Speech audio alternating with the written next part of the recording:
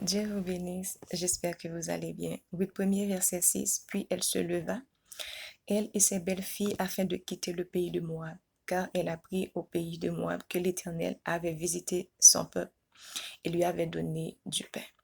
Donc, je vais planter le décor de l'histoire de Ruth et le comparer avec notre propre salut, notre propre engagement avec Dieu, n'est-ce pas? Et nous savons, pour l'histoire de Ruth, donc, ils sont allés en Égypte, ou ils sont allés en Moab, pardon, ils sont allés en Moab, et parce qu'il y avait la famine à Bethléem. Donc, ils sont allés pour trouver, n'est-ce pas, un refuge, pour dire que il paraît que Moab est mieux, il paraît que là où nous sommes, les choses ne se marchent pas. Ne se marchent pas. Ça arrive souvent pour ceux qui ont grandi, n'est-ce pas, à l'église, ou qui ont commencé à l'église et dit, ah, paraît que les choses ne vont pas, ne sont pas en train de bien se comporter ici. Nous avons des talents, nous avons des ci, nous avons beaucoup de choses, mais il semble que rien ne se passe.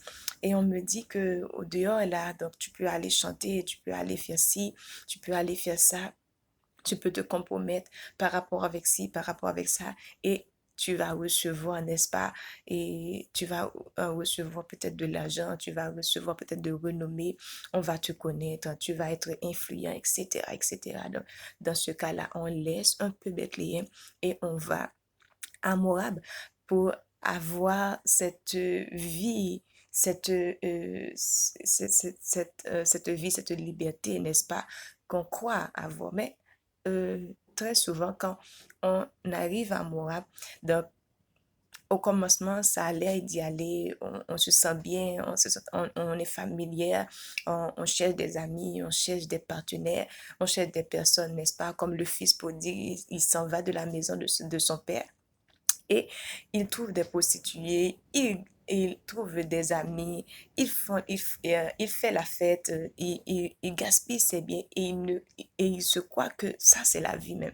Donc à Bethléem, non, c'était la misère. Mais là même, on est en train de vivre la vie, etc. Jusqu'où?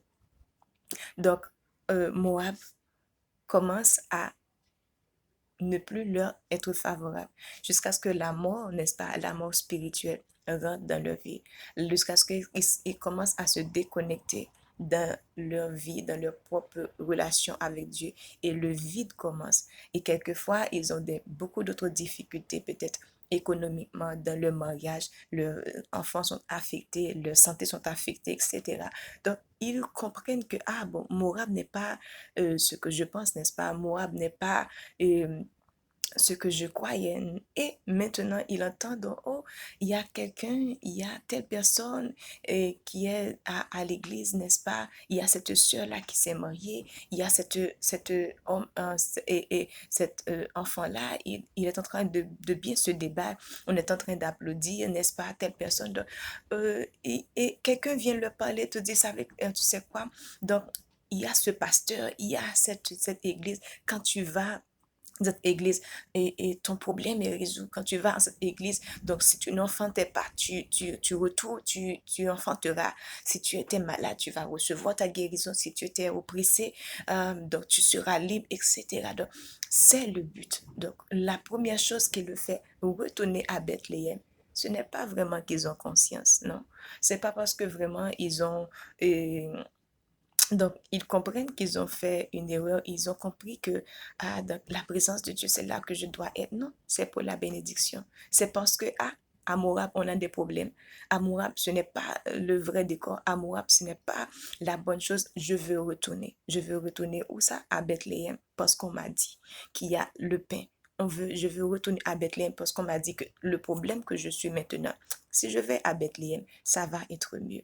Si je vais à Bethléem, ça va se résoudre. Si je vais à Bethléem, donc tout et mes problèmes là, ce que j'ai gaspillé là comme l'enfant prodigue, donc tout cela va passer pur là. Donc je vais retourner à Bethléem. Mais ça ne s'arrête pas là. Ça ne s'arrête pas là. Donc, dans le prochain vidéo, je vais un peu vous parler donc le deuxième niveau de l'engagement. Mais déjà à ce niveau, tu peux te demander pourquoi je suis à Bethléem. pourquoi je suis revenue à Christ ou pourquoi j'ai même accepté Christ. Si j'étais toujours à l'église et j'ai donné ma vie à Christ, quel a été le but, quel a été le motif, quel est le message que j'ai reçu qui m'a donné cette décor-là? Quel est le message qui m'a propulsé? Quel est ce message-là que j'ai reçu? Et j'ai dit, ok, je vais donner ma vie à Christ. Est-ce parce que j'étais dans le besoin? Est-ce parce que tout a été mal ou est-ce que j'ai reçu un message? Et c'est ce qu'on va parler dans la deuxième partie, le message qui, qui doit catapulter sa vie. Donc, tu peux déjà commencer à penser et à parler à toi-même. Quel a été le message que j'ai reçu? Pourquoi j'ai dit oui à Christ? Pourquoi je suis revenue à la maison? Pourquoi j'ai donné ma vie à Christ? Pourquoi j'ai laissé mes amis? J'ai laissé ces autres choses pour aller à Christ? Est-ce que c'est pas ce que j'ai entendu que à Bethléem, à la maison de Dieu, le problème que j'ai va être résolu? Ou est-ce que j'ai reçu l'autre message, qui est le message déclin, qui est le message nécessaire, qui est le message qui, qui te donne ce qu'on appelle le strength, le stamina pour aller de l'avant. Donc, que Dieu vous bénisse. Amen.